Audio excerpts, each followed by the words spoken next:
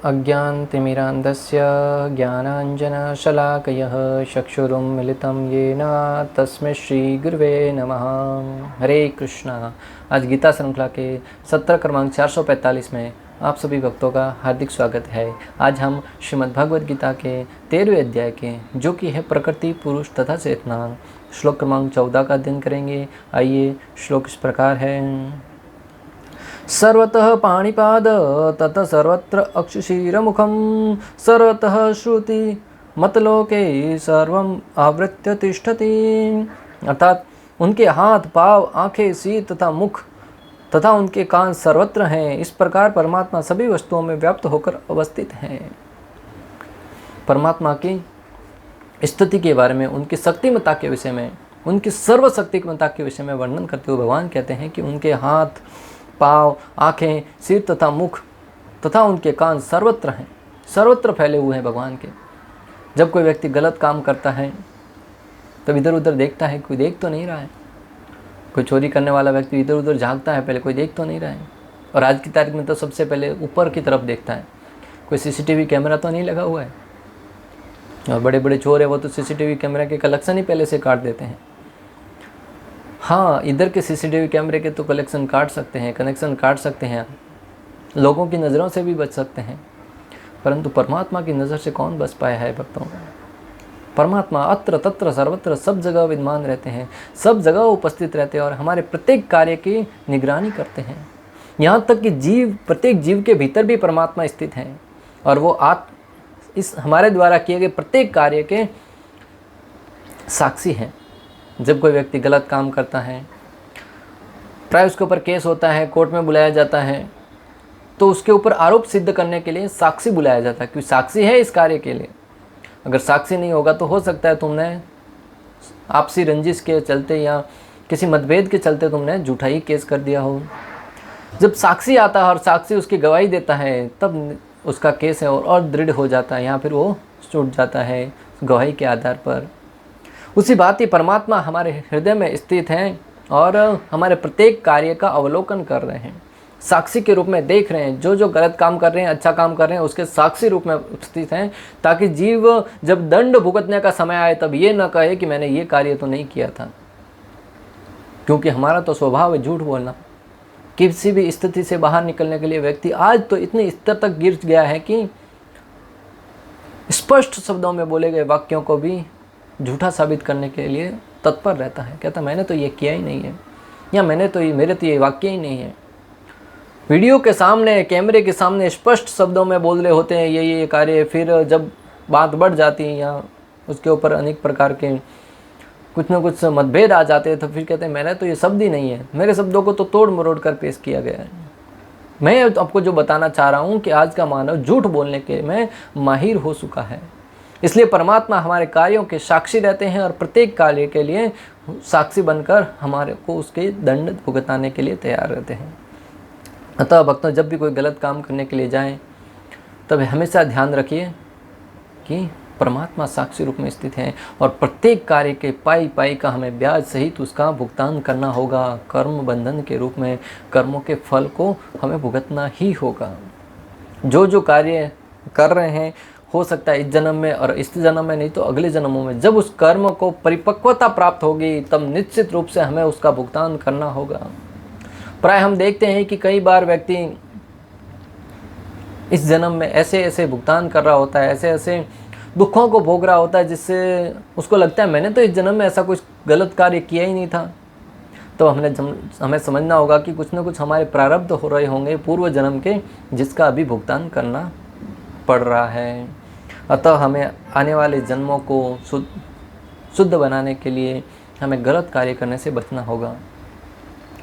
भगवान अब परमात्मा के विषय में उपदेश कर रहे हैं। अभी भगवान यहाँ पर परमात्मा के विषय में उपदेश कर रहे हैं। पहले क्षेत्र के विषय में ज्ञान प्रदान किया, फिर क्षेत्रज्ञ के विषय में, और अभी परमात्मा के विषय में ज्ञान प्रदान कर रहे हैं।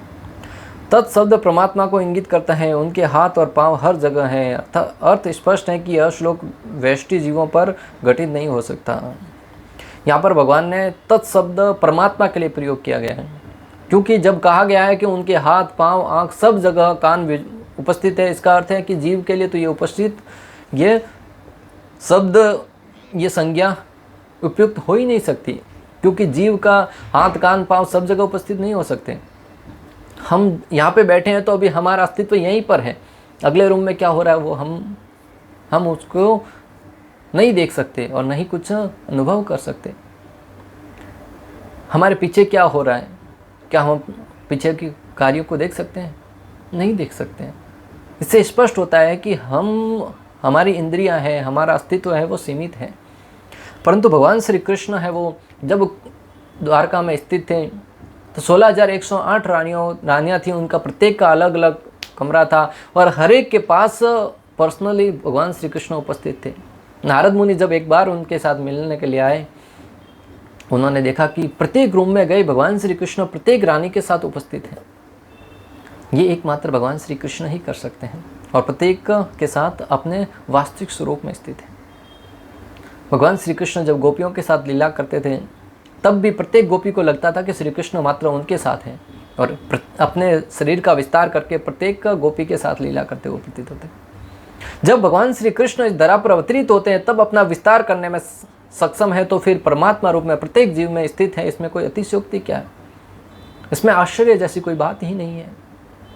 और विराट रूप में हम स्पष्ट रूप से देख चुके हैं कि भगवान श्री कृष्ण के अनेक अनेक हाथ हैं, अनेक अनेक आँख कान। अर्जुन उस दृश्य को प्रदर्शित करते हुए स्पष्ट शब्दों में कहते हुए प्रतीत हो रहे हैं कि भगवान आपके मुख है वो अनंत है, आपके भुजाएं हैं वो अनंत है। पाताल लोक से लेके ऊपर सत्य लोकों तक हर जगह आपकी भुजाएं, आपका शरीर है वो फैला हुआ है और आपके शरीर के अंदर प्रत्येक देवी देवता, प्रत्येक जीव जंतुओं को मैं स्पष्ट रूप से देख पा रहा हूँ।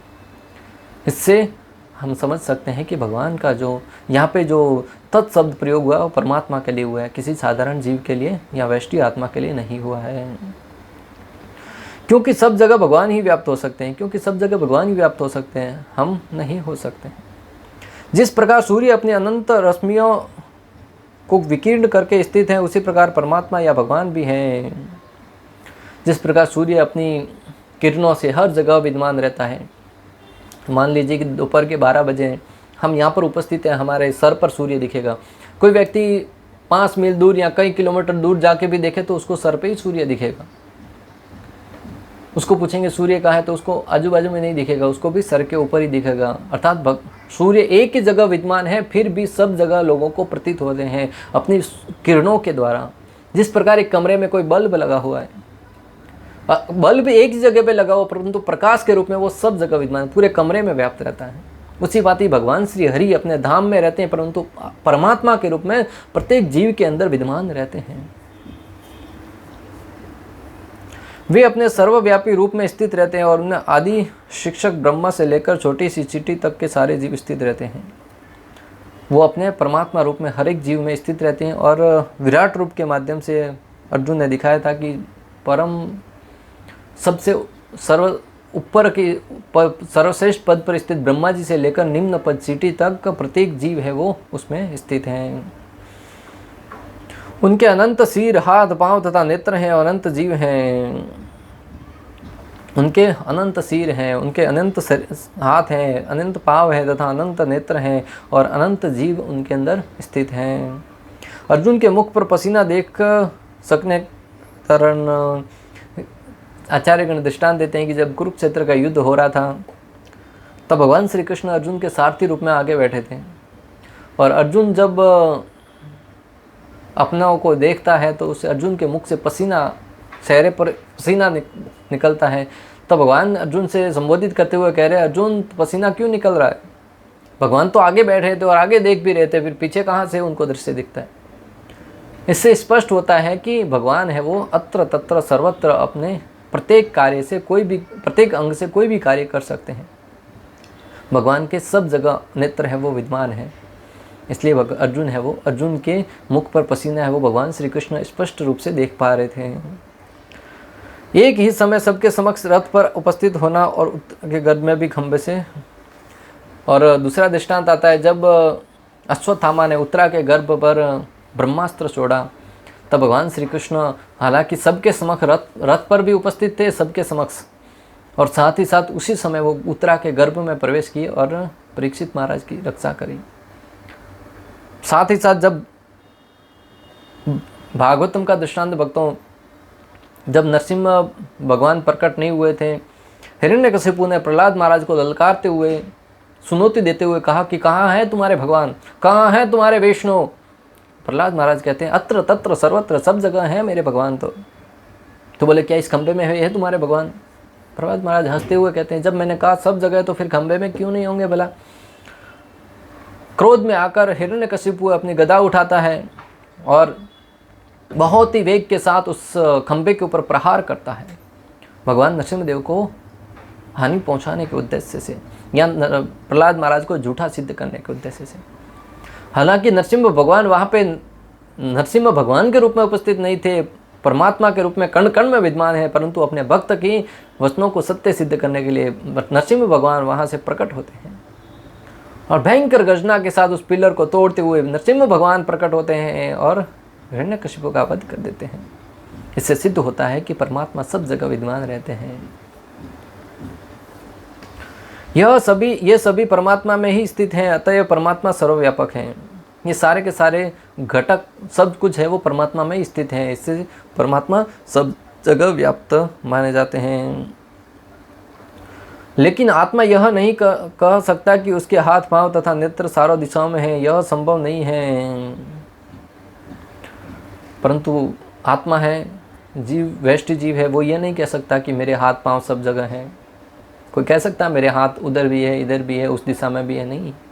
हम जिस स्थान पर रह रहे हैं उसी स्थान तक सीमित रहते हैं, हमारा हाथ यहाँ तक ही पहुँच पाता है। परंतु जगन्नाथ जी का हाथ है वो कहीं भी पहुँच जाता है। जगन्नाथ जी एक ही स्थान पर बैठे बैठे कोई भी कार्य कर सकते हैं, जगत के नाथ हैं वो, और हम अपने शरीर के भी नाथ नहीं हैं। हम अपने पीछे रखी वस्तु को नहीं देख सकते हैं। जैसे ही हमारी आंखों को बंद कर दिया जाए हम कुछ नहीं देख सकते, हमारे हाथ बांध दिया जाए तो हम कुछ नहीं कर सकते। इससे स्पष्ट समझ में आता है कि परमात्मा सब जगह विद्यमान रहते हैं, जीव ऐसा नहीं कर सकता।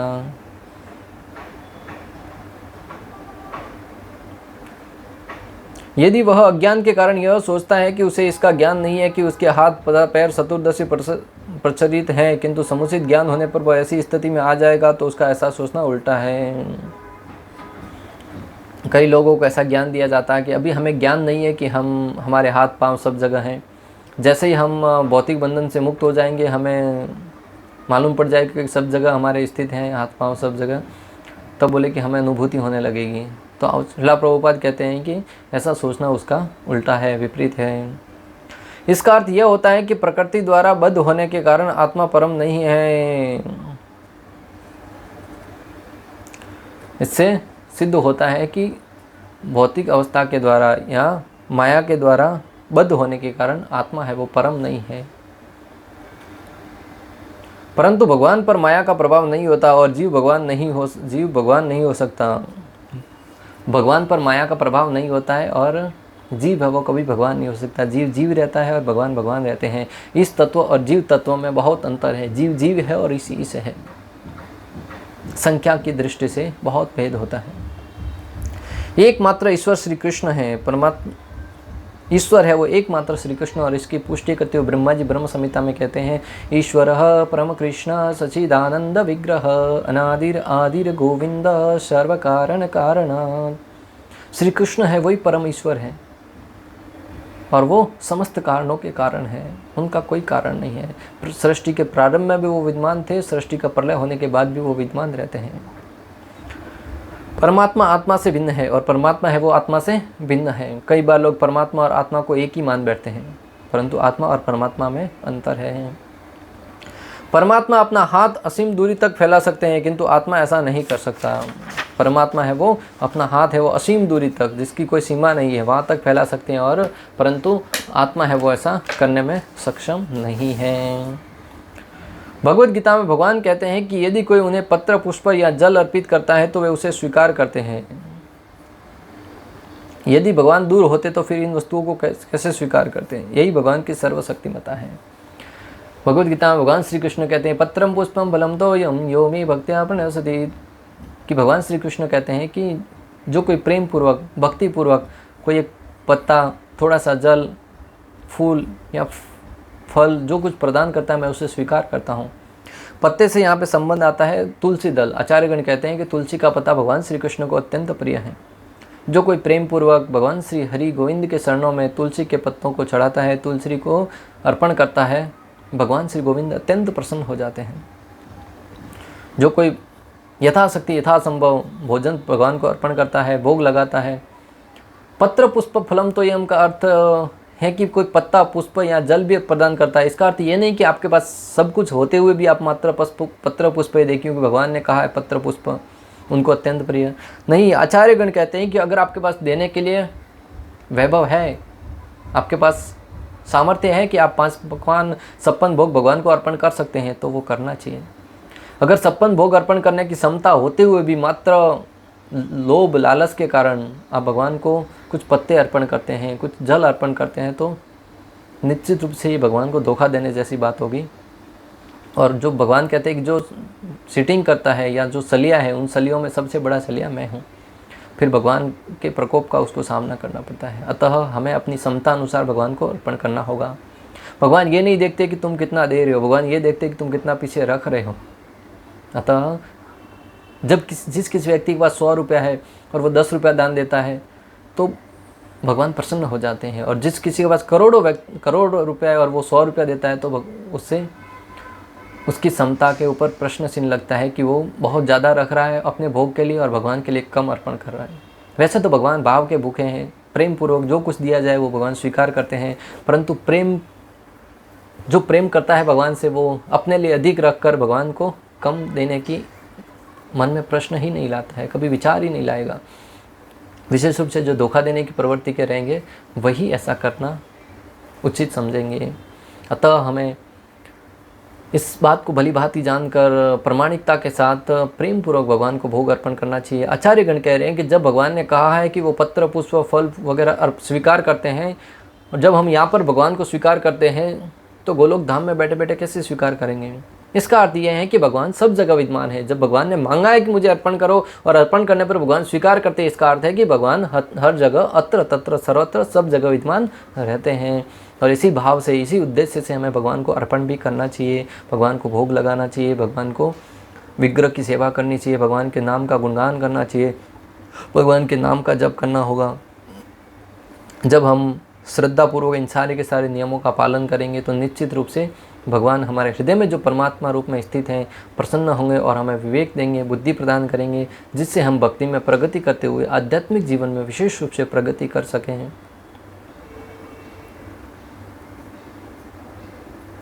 यद्यपि वे पृथ्वी से बहुत दूर अपने धाम में स्थित हैं, तो भी वे किसी के द्वारा अर्पित कोई भी वस्तु अपना हाथ फैलाकर ग्रहण कर सकते हैं। यही उनकी शक्तिमता है।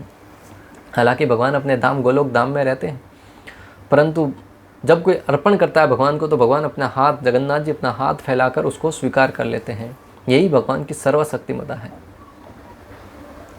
ब्रह्म संहिता 5.37 में भगवान ब्रह्म जी कहते हैं, गोलोक एव निवसत्य खिलात्म भूतो गोविंदमादि पुरुषम तमहम भजामि। यद्यपि वे अपने दिव्य लोक में लीलारत रहते हैं, फिर भी वे सर्वव्यापी हैं।